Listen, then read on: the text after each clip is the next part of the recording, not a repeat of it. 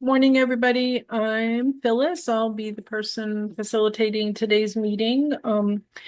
Eracism is the slogan of the group Erace, which was formed in New Orleans in the summer of 1993. We seek ways through person-to-person communication to show that we are committed to treating all human beings with love, respect, empathy, compassion, and humility. Join us.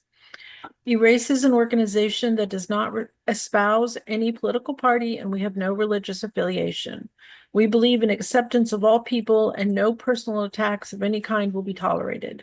We come with the intention to listen, learn, and not to argue. We begin today by acknowledging that what we know as the United States is the ancestral and unceded territory of many indigenous peoples, and that there are many more nations and tribes that could be named here. Members of our meeting group today are on the lands of the Chitimacha and Choctaw in New Orleans, the Creeks and Cherokees in Atlanta, the Tonkawan, Lipan Apache, and Comanche in Austin, the Lenape and Piscataway in the Washington, D.C. metropolitan area, the Wampanoag and Nipmuc peoples in Boston, the Coahuila and Mojave in Riverside, and Lumbee in Lafayette. We thank our ancestors for being stewards of these lands through the generations and through today. We need to protect and honor the history and people of these places. Despite centuries of colonial theft and violence, we should always remember that we are all still on indigenous land, and it will always be indigenous land. I know everybody knows the rules. If you want to get on the list, you put up one finger and kind of move it so it draws my attention. If the person speaking says something that isn't clear to you or you don't understand, you can put up two fingers. It's called a clarifying question. The clarifying question is, I didn't understand what you meant by, I missed a word. Can you clarify what you meant? It does not require a long speech to ask the question. And if that becomes the case, the person asking the question will be asked to get on the list because it will seem more like they want to make a statement. We ask everybody to keep themselves muted unless they're being called on to speak. And if y'all forget, I can put you back on mute to help because sometimes there's background noise we don't expect. Speaking of, here comes Glenn. And we will do a final wrap up closer to the end, depending on how many people we end up having and how our time is going. I will, as you raise your finger, I will put you on the list and I'll call on you in the order of the list. And I think that's all the basic stuff. And would you please introduce yourself and I'll call on you. And first, our birthday queen, Beatrice. Good morning. Hail, hail to all of you. No, good morning. Glad to be here. And Beatrice Suple here in East Point outside of Atlanta, one of the founding members of the Atlanta group. And formerly, 1994, I guess, I joined in New Orleans. So glad to see all of you. Thank you. Louise? I'm Louise, been with Erace for over 2 decades, first in New Orleans and now in Austin, Texas. Okay. And Louise is going to be our timekeeper today. Yeah, so if my sound is off, that's why. Yeah, you don't have to stay muted. You're exempted. Thank you. Nancy? Oh, hi. Good morning, everyone. Nancy Moore. I'm in New Orleans, and I've been coming to Erace since June of 2007. Great. Welcome. Marla? Hey, good morning. I'm Marla. I'm in the New Orleans area, and I've been coming to Erace since around 2019. Stephanie? Morning, everyone. I'm Stephanie. I'm in the Atlanta area. I'm sorry for my appearance. I was up at 3 in the morning with my son, who's on a mission trip now. But I've been coming to Erace first Atlanta, and then New Orleans for about 5 years. And I'm grateful for this group and for all of you. Thank you. Teresa.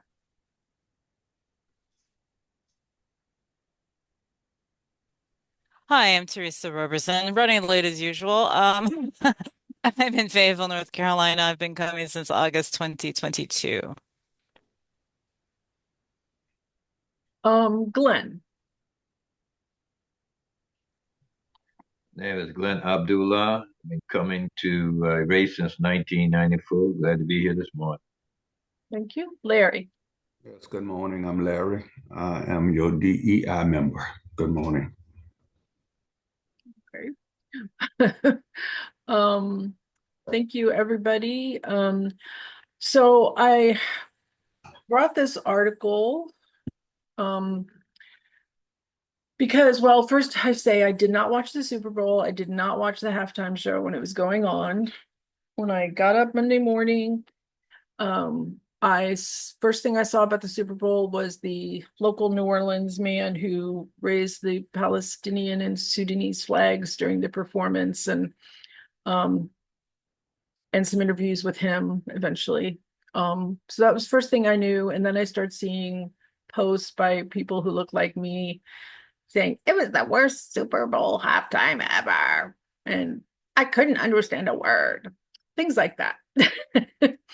And so that made me curious. So I watched it, and I started watching other people who know more than I do explain the video, and I mean the performance and the different aspects of it, what he was talking about in different songs, why Serena was there dancing, all the things.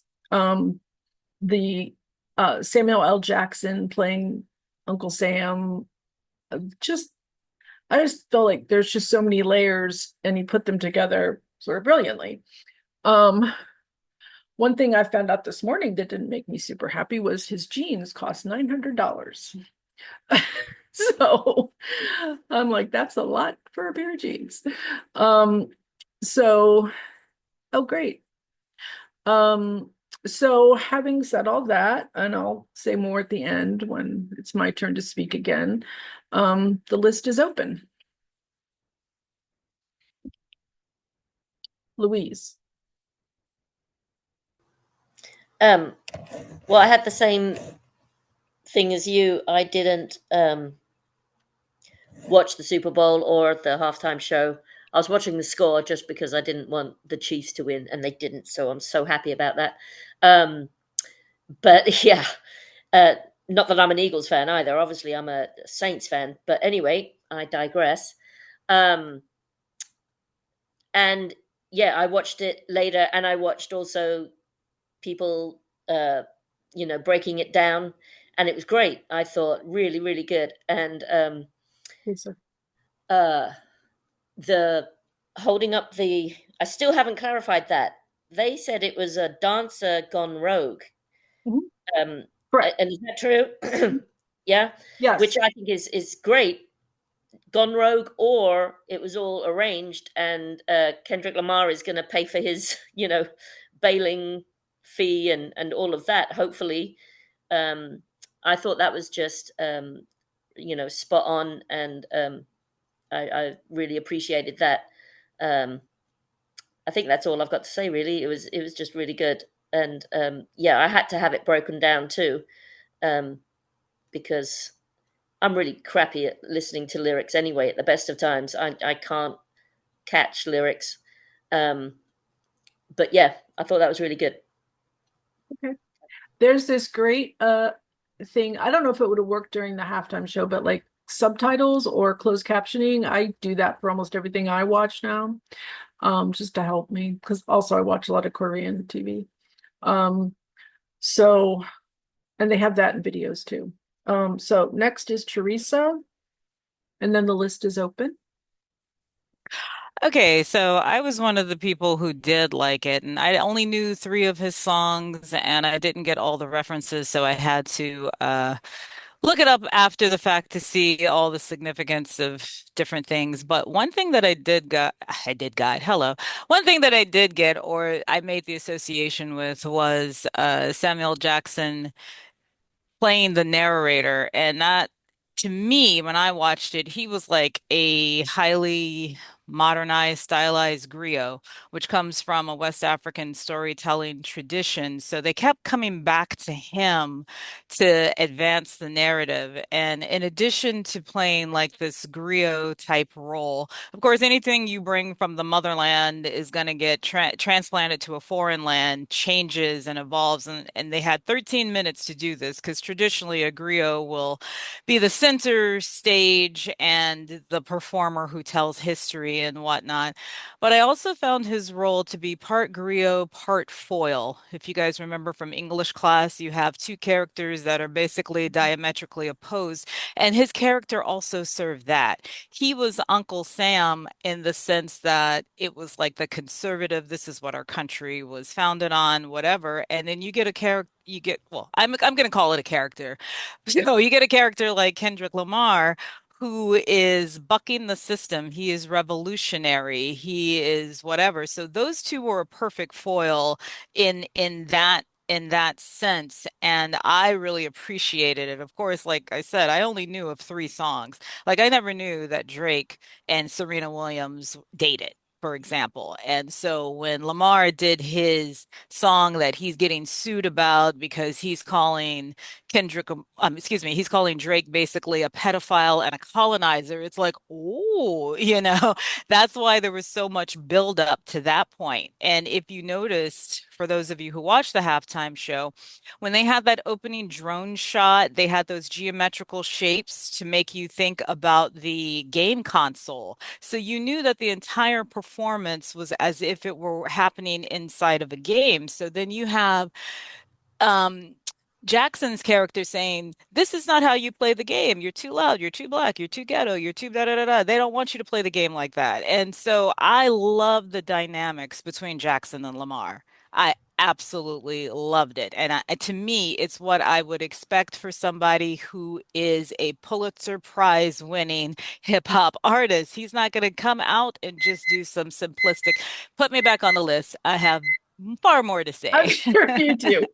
I've got Teresa again, and then Louise, but Nancy is next. What? Nancy, you're next. You're muted. Okay. All right. I watched the game. I watched the halftime show, and it went completely over my head. Okay, in watching the halftime show because I didn't know anything. I knew of Kendrick Lamar. I knew about his feud with Drake. I knew about the song "They Not Like Us," snippets of it. I'd never really heard the whole thing at one time. I watched it. I saw Samuel L. Jackson. I figured that that was some kind. Well, we'll get back to Samuel L. Jackson because I don't have the right words to explain what I thought of that. But they were just being. It was a play on Uncle Sam. Okay, like in your face, Uncle Sam kind of thing. Um, so anyway, it just kind of went. I saw Serena Crip walking during the song and whatnot. I'm like, okay, it didn't it didn't do anything for me. But then again, I've watched plenty of halftime shows that didn't do anything for me, so it wasn't a big surprise to me. And I just felt like I was not their target audience. Okay, I wasn't targeted to my demographic. Okay, and that's how I just kind of left it. It just wasn't, you know, baby boomers are not the dominant demographic any longer. And this was not targeted to us. Okay. And I'm fine with that. Okay. I go to work the next day and talking to one of my coworkers and who loved it, understood everything about it. I go back and I watch it again on YouTube. This time I'm watching it more intently because since it didn't grab me during the show, it was on, but I wasn't kind of paying that much attention to it. All right. So I go back and I watch it again. And this time I'm paying more attention. It was definitely it was performed well. Um, Definitely a lot of effort was put into it. But once again, okay, it went over. I'll get back on the list. But once again, I'm realizing that this was not targeted to my demographic. That makes sense. Thank you. Okay, Teresa, then Louise, Marla, and Nancy again. And Stephanie. Okay. I will admit again, I'm not familiar with his music. I only recognize three of the songs that he did, but when he finally did Not Like Us, that was when, Jackson's character said, "Oh, one life, like still in a game, you lost a life. If you guys ever played video games, you got a certain amount of lives or health or whatever." So I thought that was good. But I finally, and you know how you just listen to something and you don't really understand because you just let the music play. That line A minor. I never got the double entendre of that. I don't know if anybody else if it went over anybody else's head, but I finally got, oh, when because the lyric says you strike a chord, probably A minor. I did not realize that that was him calling him a pedophile. Like the double entendre between that's a chord in music, which is all I heard, and not, oh, you like to be with women who are young ladies who are not yet of age. It's like, ah, okay, I got that now in that thing. But one of the things that I had to like the car in the opening scene where everybody was coming out, all the dancers, and I thought, okay, they had to gut that car and that clown show, and it kind of again in the mindset of this is what is acceptable to the dominant narrative, like the minstrel shows or vaudeville, something clownish or cartoonish or whatever. And then it turned out that all those dancers coming out in red and blue, you're thinking, okay, gangs, the Crips and the Bloods, and then they formed that flag. I thought that was brilliant, again, brilliantly done.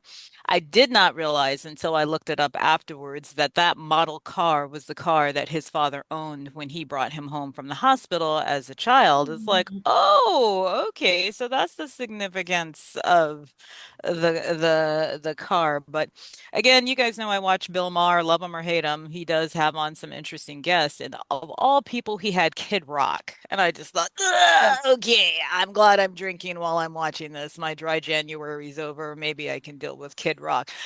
And what he said about the show was that, there were no white people there and that Lamar turned DEI into an IED and he endorsed the halftime show because he said most people, and he said, when I say most people, I mean white people, didn't get it, but that's what that guy is about, being revolutionary, and he supported it. And I thought, ooh, you're never going to get invited back to the White House again, Kid Rock. Anyway, I'll get back on. Okay. Now, yeah, I'll put you back on because there's a good listening. Okay, Louise is next. I actually was just when Teresa, you said about that it was from a video game. I didn't get that at all. And my only point was when Uncle Sam said you don't know how to play the game or you're not playing the game right. I took it as the game of life. It's like you're not doing the right thing or you're doing the wrong thing, whatever. Anyway, that was my very small comment. But seeing as you mentioned Bill Maher, I friggin' hate him. I think he is a complete narcissist and doesn't really. He makes some good points, but I don't feel he's genuine or it's coming from a genuine place. I think he just loves himself way too much, and I don't think he's funny. I don't know. And Kid Rock the other day, he walked off. I don't know if you saw that. There's too much to go into. He's a jerk as well. But anyway, that's about all I've got to say. Sorry. But what did he walk off of?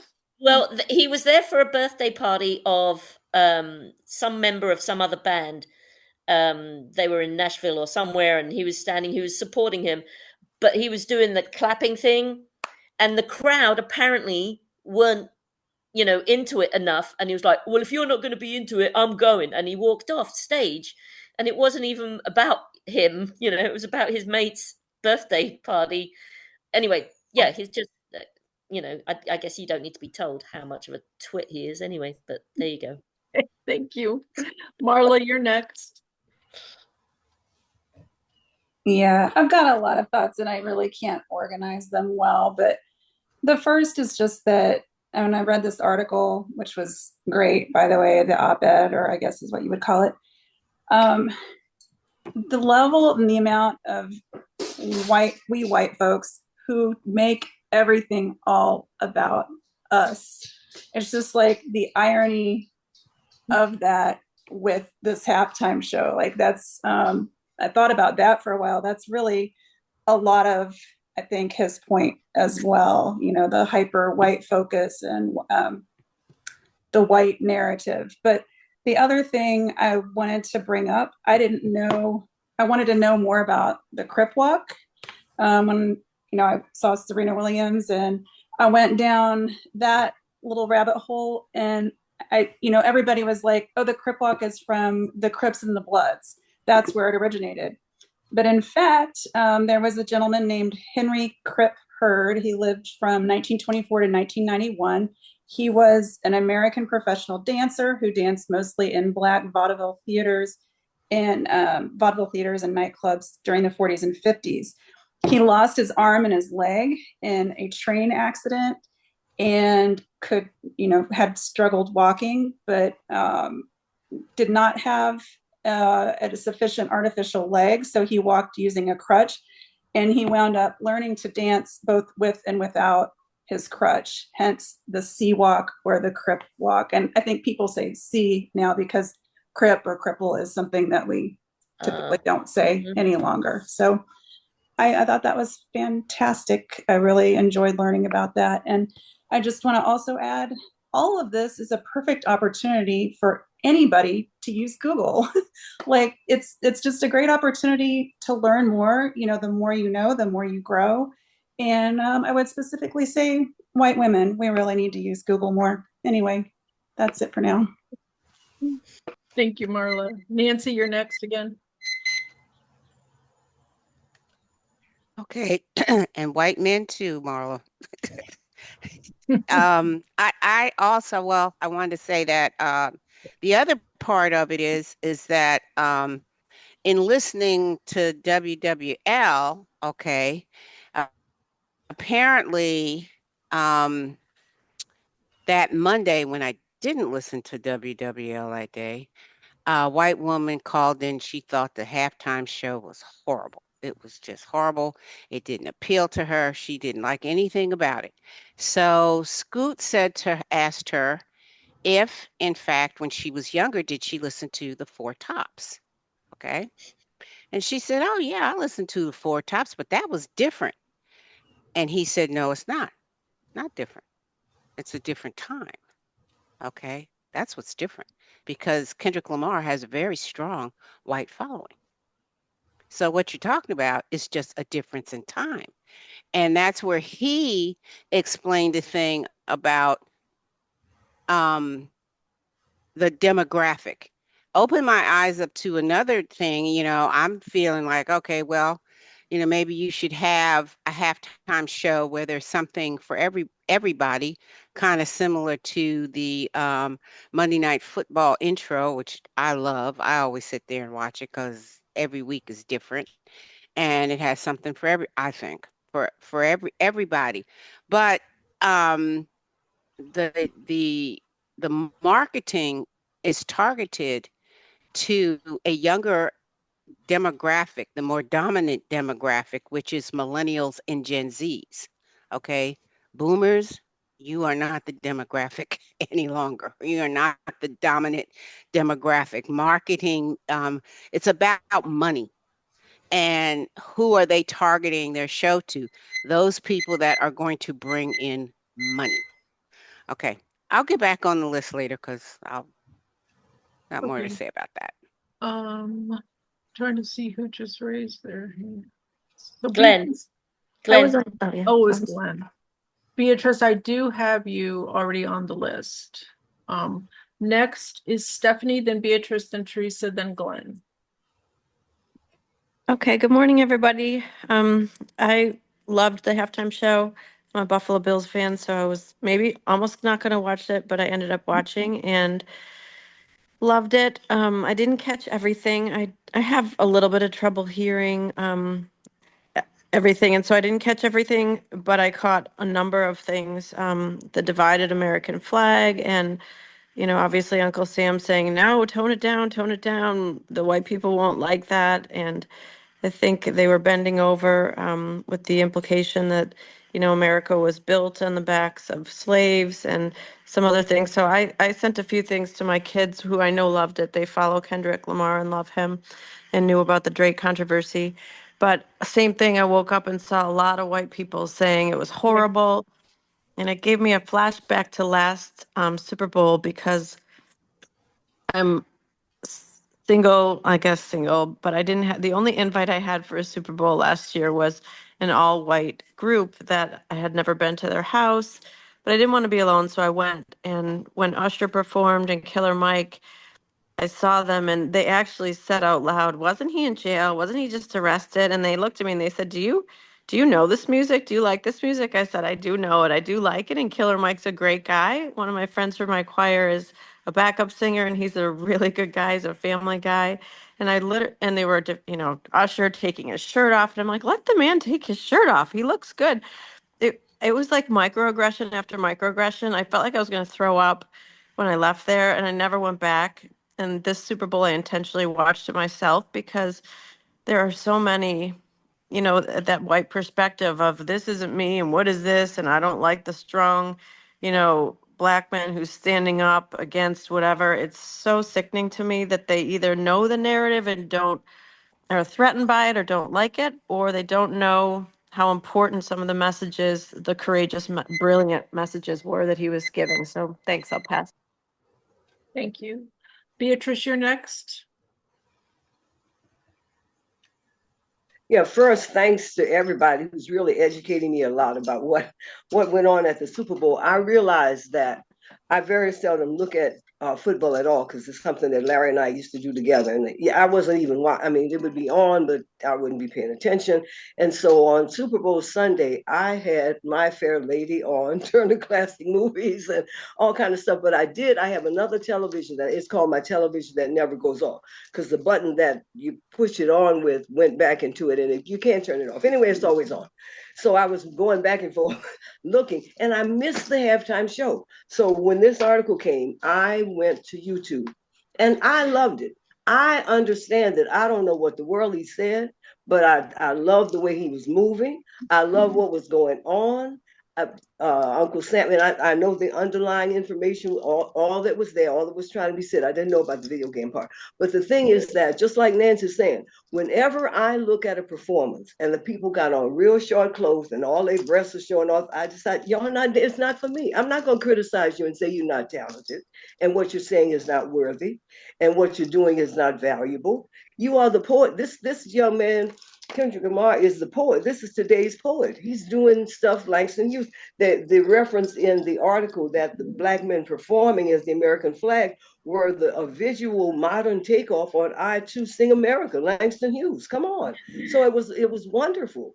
So I just, I realized that some things are not for me, and I'm not going to downgrade them or say it's not valuable or important.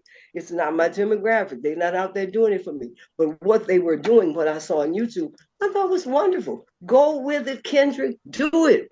And help wake people up. And it's a shame, like the article says, people are unwilling to do the work to learn about things that might challenge them. Just because you don't like it may mean it's because you don't understand it. So take the time and go learn about it. Come on. I loved it. I loved it. And the jeans, $900. Oh my goodness. But anyway, I just want to try to be. Thank you, Beatrice.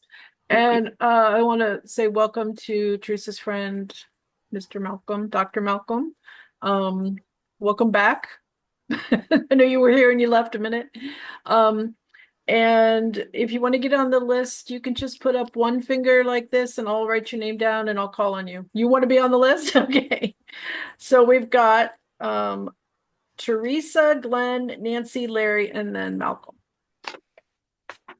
All right. So, uh, my final point that I wanted to make about this was a lot of people, i.e., white people, wanted it to be very simple. They wanted to know the song, sing along, maybe dance along, whatever. And it reminds me, and I think I've said this Nirvana lyric before, but it is so America. Um, I'm stupid and contagious. Here we are now. Entertain us. And it's like that all the comments that I'm hearing, I did this one about me, this one, and I'm like, and that Nirvana lyric is just never gonna go old, not never gonna get old for me because Americans, I think if anybody wants to invade our country, actually, when there are no more FBI agents, that would be the time to do it because you don't have to use many resources. But I just thought any foreign country that wants to take over America, wait another 20, 30 years because diabetes is going to get us. And if that doesn't get most of the population, then it's going to be there's no books for us to read, so we're not going to keep up with technology. And again, if you guys took my recommendation maybe from a month ago when Hassan Minaj said that the average Indian American makes more money than the average white male, it's just like I don't know if it was a something I was reading or I was listening to, but in Cupertino, California, white parents were taking their kids out of the schools competing with Asian kids because the Asian kids would score so high that the white kids had no chance. And I was like, what? Asian students are actually causing white flight? I thought that's what only, black people did. But um, it is amazing that part of white supremacy is always having to be comforted, always having to see themselves centered as the standard by which everyone else is measured by. And when you take a artist like Lamar, of course he's going to, I mean, he was revolutionary and bucking the system before he did the Super Bowl. They knew who they were inviting. Mm. Do you want to get back on the list, Teresa? You know what? I'm done with all my y'all don't know, but I take notes. Okay, so I'm gonna wait to get inspired. I probably will because my friend Malcolm is gonna speak. So and just can I have a few minutes? Malcolm and I taught together in Denver back before 9/11, and we were on the same middle school teaching team. He was a social studies teacher, and I was the math teacher. So that's how I know Malcolm. And like I said, pre 9/11. Great. Well, welcome again, and thank you for inviting him. So next I've got Glenn. Well, I didn't see the Super Bowl and I didn't see the halftime show. Uh, I was on a conference line giving a lecture, uh, but I always skip the halftime show. I never look at it. Uh, Now, if a white person said they don't like the rappers or they didn't understand it, it has nothing to do with prejudice. I don't understand. Uh, I never heard nothing Tupac done or I'm I don't be listening to rock radio. I turn on Spotify where I got about 400 songs from the 60s, 70s, and 80s. Uh, so, but since y'all told me there's some subliminal messages inside the performance. I'm gonna have to go look it up. That makes it interesting. Uh, but I don't like I say uh, uh, I don't think that somebody is although there probably were people who are prejudiced, but I don't think that that's because they say they don't like rap. No, I'm just I think what Scoot said is what maybe say what I'm saying. that it's a different era, and probably the only reason I don't like is a different era, and I don't fit into that era. Okay, that's all I have to say. Thank you, Glenn. Next, I have Nancy. Okay, now just to add more fuel to the fire here, I'm sitting at work, cruising, the internet and whatnot on MSN in between work, and I come across an article where the NFL apologized, not to anybody specifically, but apologized for the halftime show, and What? said that they should have had Lil Wayne. Now, that has been a controversy for like a year when they first initially announced that Kendrick Lamar was going to be the halftime performer. And why didn't they have that? This was a diss to Lil Wayne because it was being performed in New Orleans, and he is from New Orleans, and he should have been, the halftime performer. They had all this time to make a change if they wanted to. But you're going to wait till after the performance is over to apologize and say you should have had Lil Wayne. I don't think, well, first of all, I think it's in response to all of the complaints that they got about the halftime show. That's what you're kind of indirectly apologizing for. But do you really think that Lil Wayne would have been any better? No, I don't think so. I mean, I don't really know that much about. I mean, I know he's from New Orleans, but I wouldn't recognize his music if I heard it. I'm gonna get back on the list because no, Lil Wayne has not won a Pulitzer, but Kendrick Lamar has. Okay, um, so I don't. This issue has so many facets to it. It's multifaceted. There's so many issues centered around this halftime show that we could go on and on. Everybody, has an opinion about this halftime show. It's apparently whether you liked it, whether you didn't like it, whether you understood it, whether it was targeted to you or not. Okay. And I'll get back on the list again. Okay. Thank you. Larry, you're next, then Malcolm, then Stephanie, then Nancy.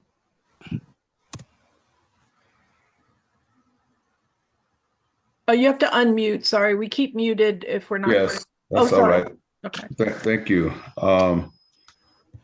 Personally, I sat watching the halftime show with some of my millennial grandsons and their wives, and I kept asking somebody what he said. What did he say? What is he saying? I couldn't understand a word he was saying. I didn't know anything about the beef between him and Drake, you know. But having said that, in the face of erase and eracism, I think talking about Kendrick Lamar in the halftime show is a perfect diversionary tactic in the face of what we're going through in America with the dismantling of the so-called fragile democracy that has never been a democracy, in the face of a dictator sitting in the White House, in the face of a hatchet man called Elon Musk trying to dismantle the whole system, and in the face of Make America White Again. We don't understand the revolution that's taking place right before our eyes. So there are so many in the middle of African American or Black History Month. There are so many Black men who have died and gone to prison and been assassinated over the struggle for human and civil rights. Kendrick Lamar is just a diversion. And as it relates to race and racism, we ought to always be aware of this attempt to make America white again and the struggles that have gotten us to this point. And I could care less about the halftime show, Kendrick Lamar, you know. But anyway, that's my opinion to this point. Thank you. Thank you, Larry. Malcolm, you're next. Please unmute.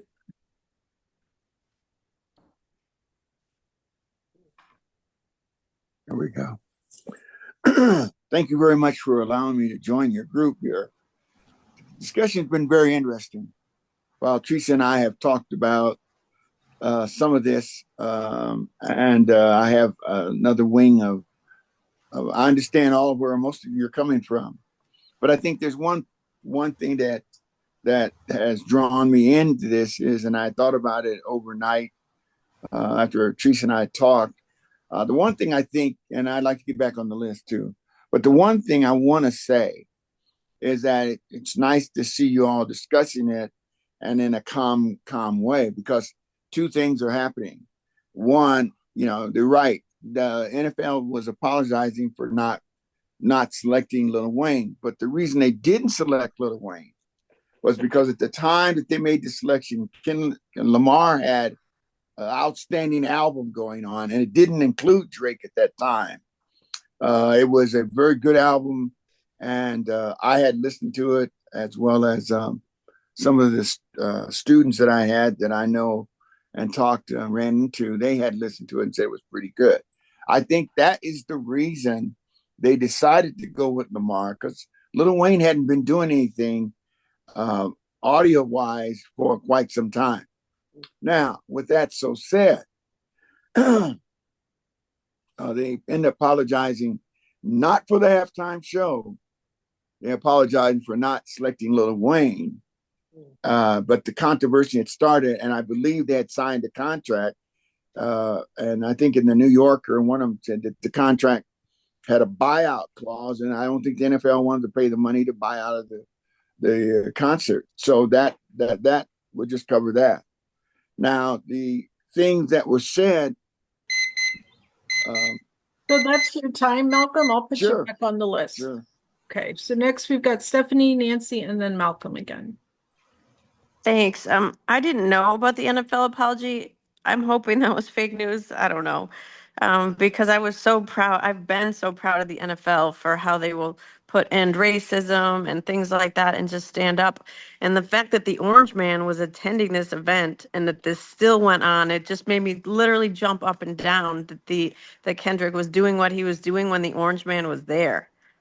And they didn't show the Orange Man. They showed Taylor Swift in the beginning, and she was booed, and which I have a lot of respect for Taylor's talent, but I'm glad they booed her because I do think she impacts the NFL and all that. I won't go there, but I wondered if they didn't show the Orange Man because he was going to get a big booing as well, and they didn't want that to happen on national television in front of millions and millions to have the Orange Man booed. But I thought to myself, what is the Orange Man doing as Kendrick is saying these incredibly important messages in front of all of America?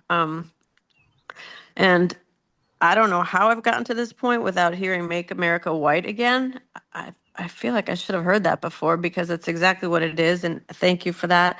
And every person that I know that supports Trump, it's very hard for me to not see them as anything but racist, because I think that's exactly what he is and what he pushes. And then lastly, I just wanted to give a little confession. Teresa and those of you in this group had heard that my friend who does support Trump had interest in Erace, and she attended one of the Atlanta events, and I had told our leader that I was upset. I felt a little sick for her to join the group because she makes me angry.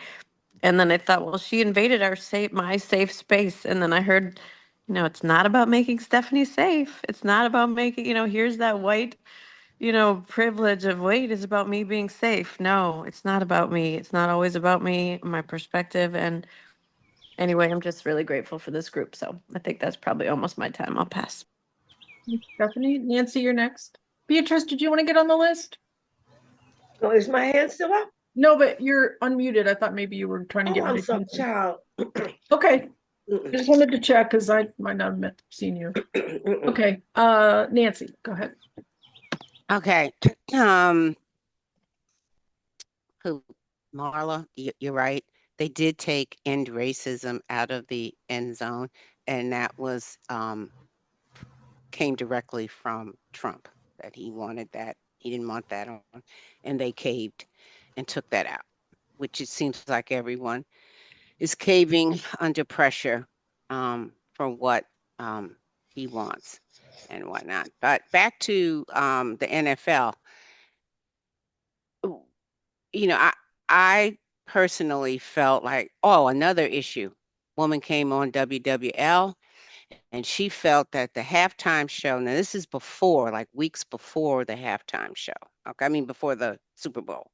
And she comes on and she says the halftime show, she had petitioned Landry to ensure that the halftime show would be family friendly.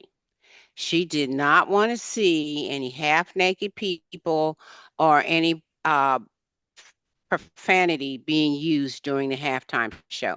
She wanted a halftime show where she could watch with her 8-year-old child. Okay. And I can kind of understand that. I can respect that and I can understand that. I mean, maybe you and your 8-year-old child should go find another activity to do during the halftime show. But on the other hand, because the person that I had this discussion with brought up a good point, that 8-year-old child has probably heard all kinds of profanity and seen all kinds of nudity on the internet on his tablet that you have no idea that he's looking at or she is looking at, either one of them. And I said, well, that's true. That's probably true.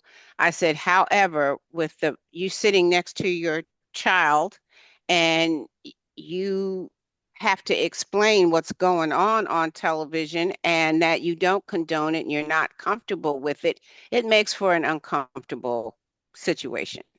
Okay, and I can understand and respect that, being a parent and being a grandparent, because me and my grandson have been listening to the radio and you hear, or even whatever we're listening to, and there are definitely cuss words and different things going on, and having to sit there and explain, now, look, you don't do that, okay?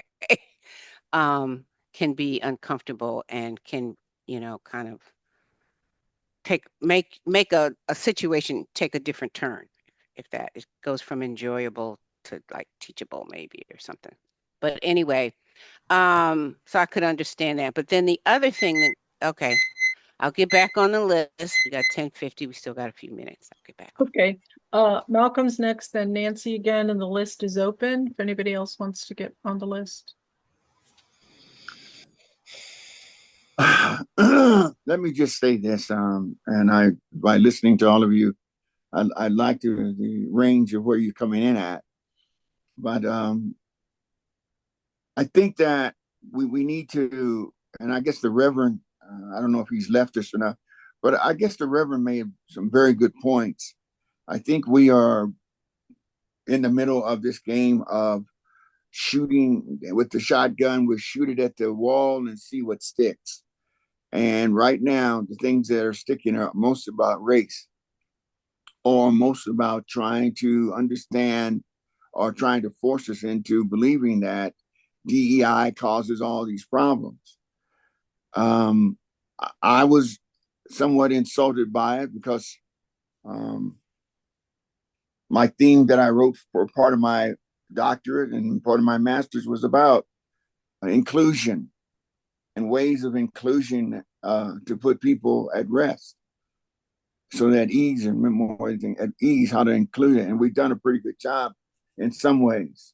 But what has happened now to me as I look at it and think about even more is that we've now gotten to a point where, because of what the leader of the country has done, what the leader of the country has stripped us of in some ways of our so-called morality, which is one of the unique situations that is around. And the reason I bring that one up, and I think that if you are not busy one of these days, go on, I think either YouTube or one of them will have the movie called Quiet Town. And it's about a group of people who find out that this guy is living with an Indian woman. And the lawyer goes out to the house, and the town is now deciding they got a morality issue and they want to force it. Okay, now we're in a situation where we have a morality issue, but the person that's leading the war is also the worst morality person in the world. You can put me back on the list. Thank you. Okay, thank you. Next I've got Nancy, Glenn, and then Malcolm again.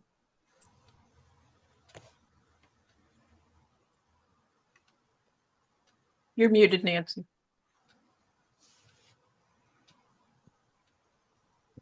You can go ahead because I forgot what I was going to say. You want me to Old age. hold you till you remember? I'll well, with the wrap up, I can do it in the wrap. Okay. Beatrice, you're next then. I just wanted to speak about how important I think it is to do the work to expose yourself to another genre. I had completely dismissed country western music. I mean, it was just not for me. I didn't want to know anything they were talking about. I didn't want to know. And I drove from New Orleans to DC and didn't have any channels. I didn't have Sirius at that time. It was a long time ago. And the only music I could get was country western music. And I began to listen to the stories. I began to get a feel for what the people were talking about.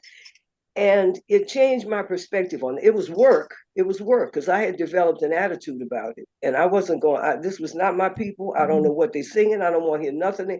And I began to really understand and have a feeling for it. As a matter of fact, I made a little cassette tape of some of my favorites. And then, of course, with Beyonce and what Beyonce is doing, and then if you know anything about the Carolina Chocolate group, this that you just have to work. You have to be willing, as I was saying earlier, to be open and work to understand and learn something that is not comfortable for you. It might be a struggle, and for so many people, you think, and as I think Teresa said, that everything is supposed to be for your comfort. Everything is supposed to be easy for you. Life has not been easy for most people. And so if you really want to know what is going on in the world, you're going to have to struggle about a lot of things.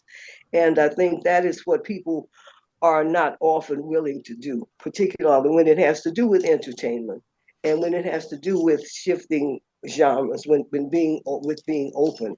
And it's unfortunate because it keeps us from knowing who.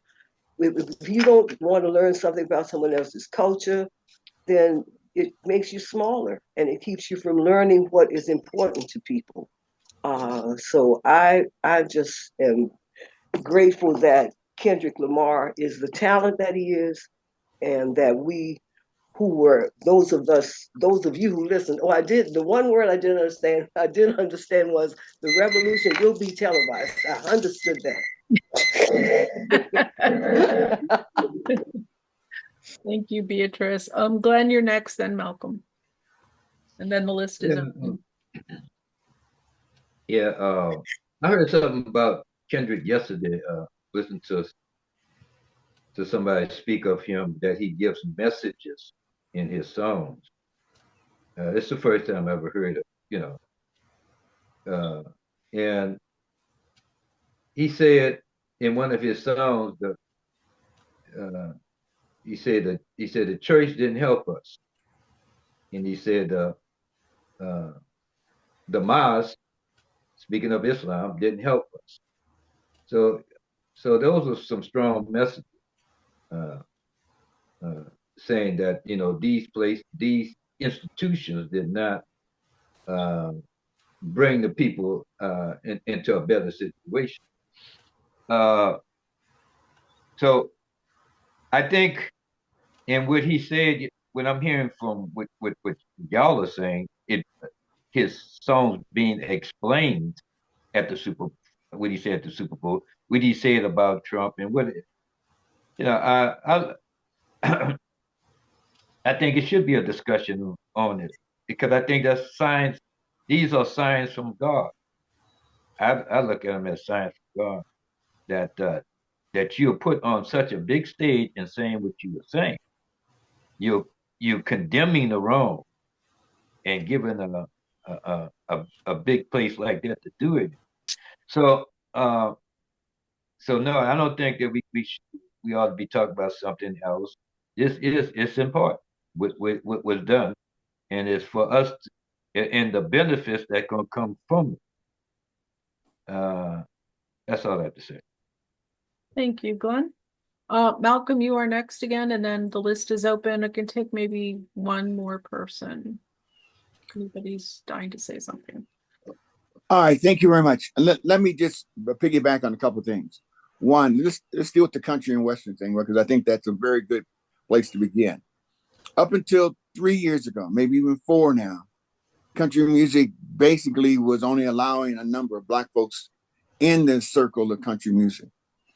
Right after Ken Burns' country music documentary came out, and it found out that Johnny Cash was actually married to a Black woman at one time, all of a sudden now, then it became a thing of how are we going to shush some of this up and still try to make country western as white as it can be.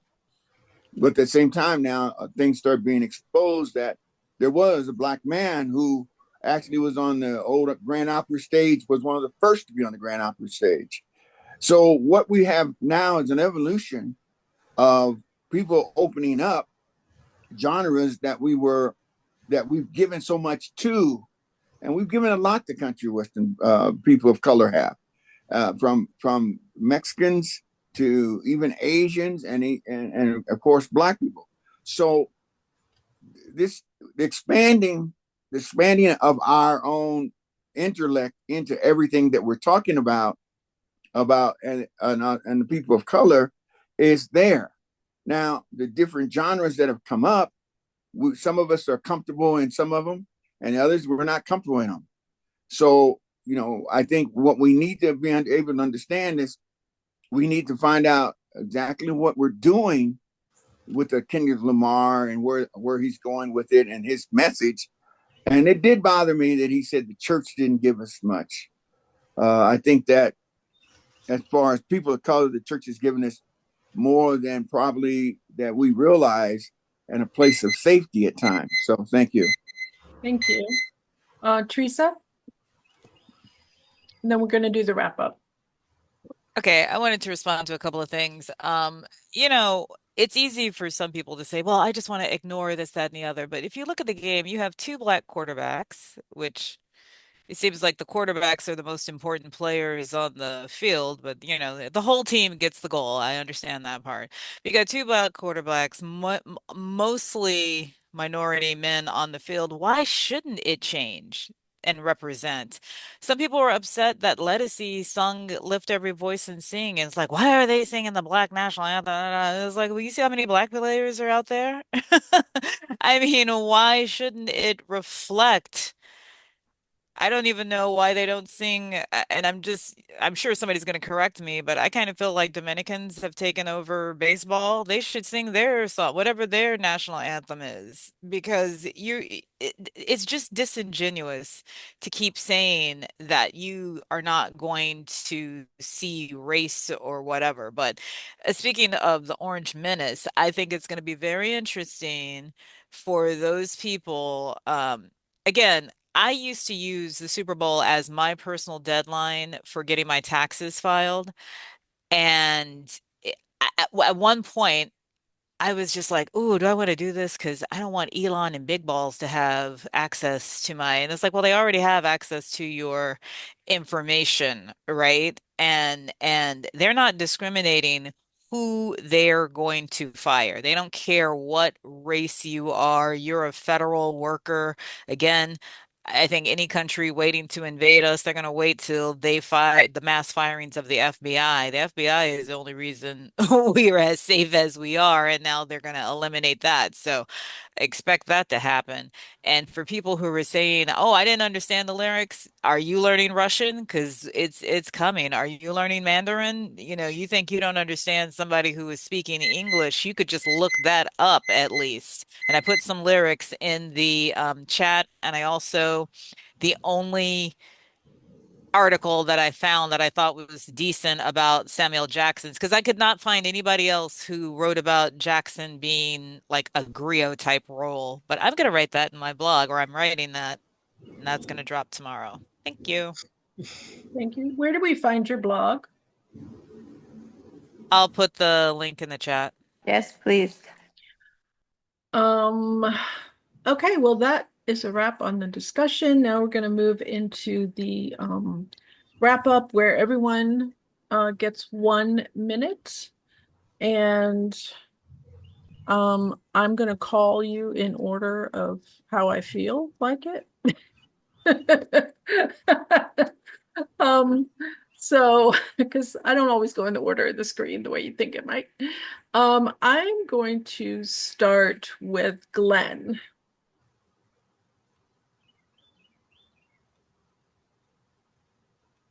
Glenn Abdullah. Please speak. Had to find the mic. I had a premonition you was gonna call me first. So look, what I got to say about Lamar, this man, uh, whatever I don't know his music, but I know one thing: he has tremendous courage. Because Donald Trump is a vindictive person, and he's got the power to put it to you. So if he did that knowing this man, because this rapper is a conscious person. He's a conscious person. He knows what could happen. So take my hat off to him. Thank you, Glenn. Next, Marla. Thank you. Really enjoyed the discussion and the article, so thank you. The thing that I was thinking about for a final thought is I think we white folks forget that music is a form of resistance for many, many folks, and it would behoove us to learn more about that. And so I think this is a very timely article on how music is used as resistance. So thank you. Thank you, Marla. Stephanie? Yes, thank you so much. I'm hoping somebody can copy the chat, and I don't know if there's a way to email it to us. I'm trying to copy all the links, but thank you so very much for this discussion, and I'm so inspired by Kendrick Lamar's courage, and I just hope that he's protected, with all that Trump is doing, canceling people that are not, speaking his narrative of making America white, and straight and all that again. So just really grateful for all of you, for your perspectives, for what you share, and just continue to pray for this world, really. Thanks. Thank you, Stephanie. And I'll see if I can email you the chat after everything gets. Awesome. I'll keep doing my little copies here as people are sharing. Thanks. Okay. Larry, you're next.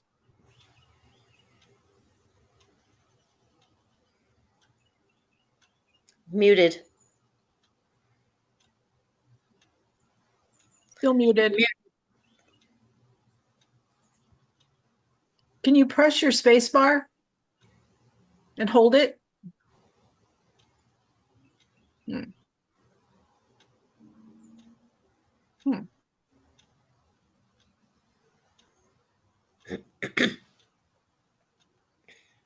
you see the microphone?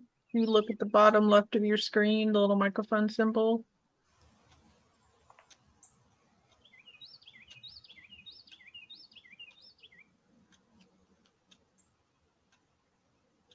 You want me to come back, Larry? Oh, there you go. I'm sorry. Something came up on my screen. I couldn't get rid of it. But very quickly, if Kendrick Lamar said that the church didn't help, and that might have an impact on some people who don't know the history of the church, the struggles of the church. But when we think of people like Martin Luther King, Ralph Abernathy, Jesse Jackson, Andrew Young, Fred Shuttlesworth, Rosa Parks, Frederick Douglass, Harriet Tubman, the little four black girls that were bombed in the church in Birmingham, Alabama, the 160 churches that were either bombed or set afire in the South. The Brown AME Church, where the Selma to Montgomery March was started.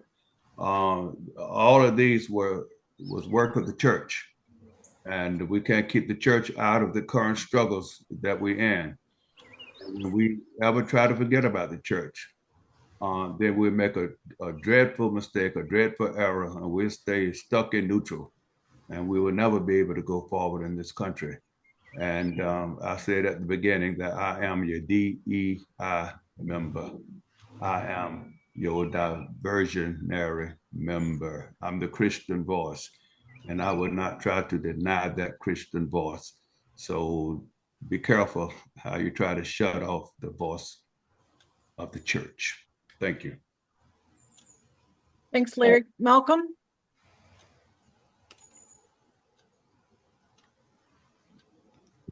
You're muted too, Malcolm. Oh, sorry, I wasn't looking. Again, thank you for allowing me to join today. Anytime. I think that all I need to say, I think it's been said. A lot of you said it, and we know where you are, and maybe this, if anything, this will allow you to start educating yourself about some other things that are going on. Because again, I think that we're being thrown in several different directions, and we need to stay focused on what we want to happen. Yeah, maybe something in the rap music that you didn't like, and this person, that person. But at the same time, I think we need to remember that thousands and thousands of people have lost their jobs because of someone who wants to come in and just rip the government apart because they haven't gotten what they wanted, or they feel that because he got impeached that he needs to respond and get rid of those people because they shouldn't have impeached him. Well, you know, Bill Clinton got impeached too, but he didn't go out and try to wipe his slate clean. So again, I think that again having these kind of discussions will help. And again, thank you. I appreciate you all. Thank you. Please join us again. Appreciated your statements. Teresa. Yes, thank you so much for choosing this article because I was already writing about it. It's like, oh, I have to. That's why I wrote notes out about what I was like. I got to plan my 2 minutes because I was doing a lot of research because I'm blogging about it. Um, I do enjoy talking about current events because especially that we're in the Batman universe, I absolutely, I felt like ever since he won again that we were entered the Batman universe. So I think the Super Bowl really, when it started off and you saw that it was a game controller and that you were playing the game and the machinations of things that were going, the only way to really survive is to buck the system because, just watching a shadow government before you, and even Elon saying, well, the federal government has people who weren't elected. I was like, that's you. That's you. You are also somebody who is not elected and getting access to say, I still don't like that. So I'm waiting for that to finally reach the masses, just like when people finally realized that Obamacare was the same as ACA, which is the reason why they got their heart meds. I'm waiting for the realization of that narrative to sink in. Thank you. Thank you, Teresa. Nancy?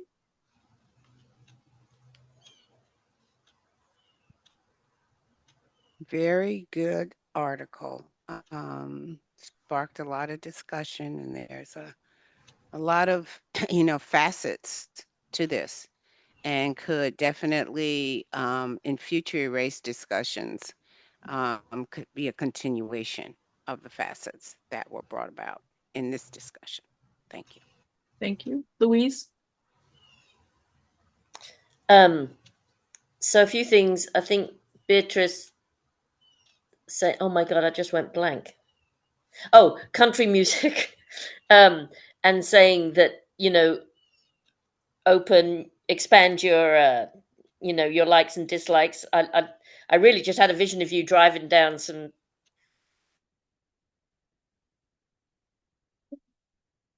Louise, you froze a minute.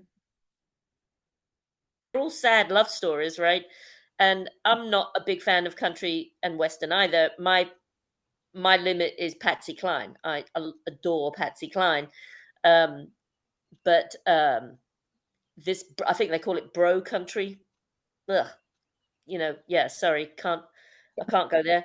Um, but I do like the idea of broadening your horizons and giving it a chance. Having a young son, well, a mid-20s son helps because he, can educate me on stuff. There was another point someone else made. Oh, Glenn. Um, yeah, I worry about Kendrick Lamar too. Like, what is Trump going to do to get back at him? Being the child that he is. I'm sure he's having a tantrum and didn't like what went on. Anyway, yeah, great discussion, y'all.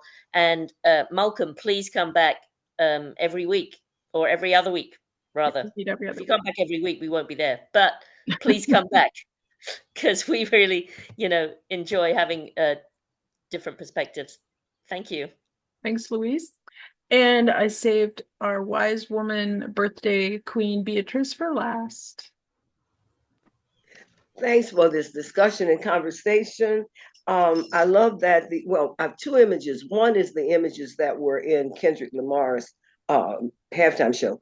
The other that's so disturbing to me was Elon Musk in the Oval Office with this imbecile sitting behind the Resolute desk. I mean, that image will never get out of my mind. With his child there, what a nut.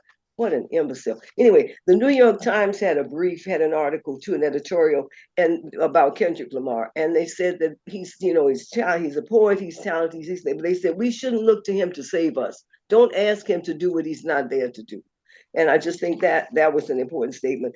Our article said that he's the perfect poet for the times. All these things, this is true. This stuff is true, and not picking out little parts of what he says that we may not support. But I just think that he is a brave person, and that protest songs are what they are. And it was brave for him to do what he did. I loved it, and I just hope that we always remain open to other people's sounds and songs and what other people are. Thank you. Teresa just put in the chat, Beatrice, that your necklace reminds her of Ruth Bader Ginsburg. My daughter and I went on a cruise, and I got it in Greece last year when I made 80. Thank you. I wish I were. No, don't tell. Ruth should have. Y'all know she should have resigned before she died. Oh my God. I'm sorry. Oh. Another topic for another day. Okay, so this is the time where the facilitator gets to say some stuff. So first I want to say, Teresa, thank you for everything that you shared today. And especially I didn't know what the term griot meant. And I'm like, oh, that's why that media group is called the Griot too, I guess. That I can't think of her name right now, who she started. Also she has Caribbean roots. The first thing that the Samuel L. Jackson's character says is welcome to the great American game. He doesn't say welcome to the game of life. He's talking about America. The idea of a family friendly performance, I just go back to my childhood and think of the Osmonds. Like, it's, what's the word? Vanilla. It's vanilla. There might be some good songs, but they also did some cultural appropriation. And I just, it's not art. It's not art that makes you think, that makes you feel. That's what this Super Bowl halftime show did. I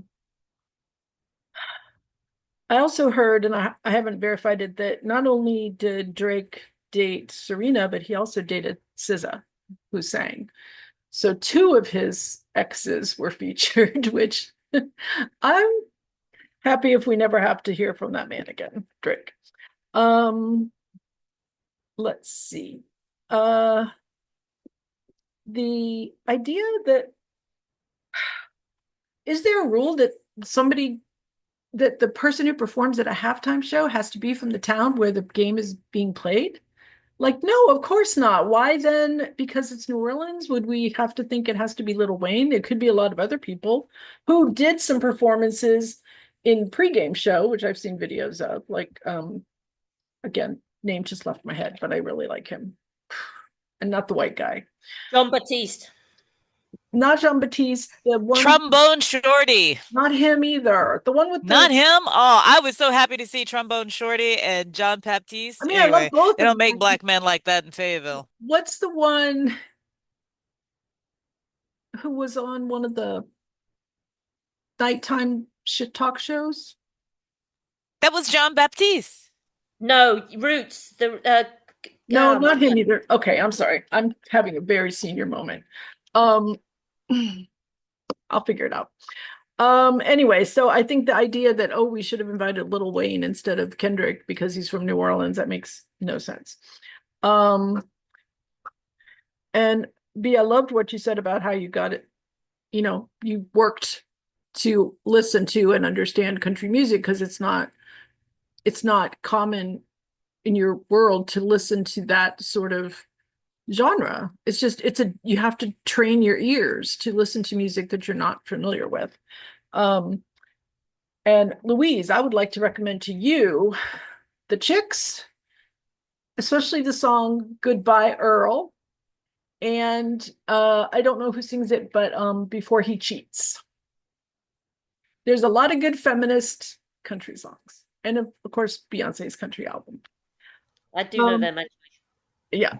So one thing I want to go back to the Uncle Sam character was I thought that he was also representing the concept of respectability politics, that he was saying you can't be rebellious, you can't be too loud, you can't, you know, be too cultural, you can't be too ethnic, all those things that I thought that was like a foil in a way to Kendrick.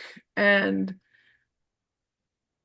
the way he responded when They Not Like Us started, he like gave up. His face was like, I give up. I can't. He's not going to listen.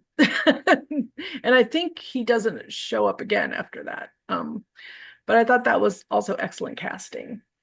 I'm glad that you all liked the article, that it triggered so much conversation, that it got Malcolm to join us. So I am going to stop the recording and then I'll do an announcement and see if anybody else has any.